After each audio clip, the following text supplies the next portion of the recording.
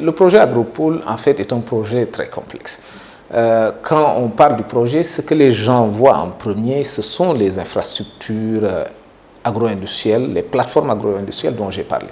Mais il y a tout le volet développement de la production. Et sur ce volet, nous sommes déjà très avancés parce que nous avons une série de conventions. Parce que nous avons remarqué en faisant la planification et la structuration du projet que pour, par exemple, la mangue et l'anacarde, nous aurons, au bout de 3 ans de fonctionnement du projet avec les industries qui ont été incubées au niveau de cet atelier de structuration, qu'on aurait très vite un déficit de matières premières.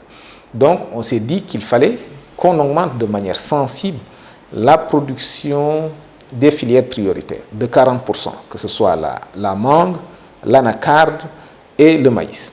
Donc, nous avons une convention déjà avec l'ISRA pour augmenter vraiment cette production, avoir une production de qualité, donc c'est l'amélioration du matériel génétique, mais également en quantité suffisante.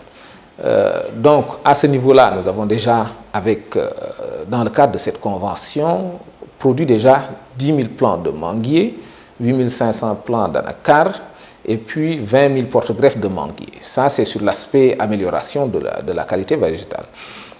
Nous avons également travaillé avec le bureau de mise à niveau et l'ITEA pour tout ce qui est mise à niveau des entreprises, mais également amélioration des process de transformation. Par exemple, avec l'ITEA, nous avons une convention de 3 milliards avec la construction très prochaine d'un centre d'excellence au niveau du module central qui permettra non seulement d'incuber des petites et moyennes industries, de travailler sur la génération de technologies et d'innovation pour pouvoir valoriser un peu plus les matières premières, également faire du renforcement de capacité, mais également faire du contrôle qualité. Sur tous ces aspects, nous sommes en avance. Les petites et moyennes industries ont été pré-diagnostiquées. Nous sommes à la phase de diagnostic et le bureau de mise à niveau va contribuer à mettre à niveau, si la répétition est permise, bien sûr, ces petites et moyennes industries qui sont déjà diagnostiquées et sélectionnées.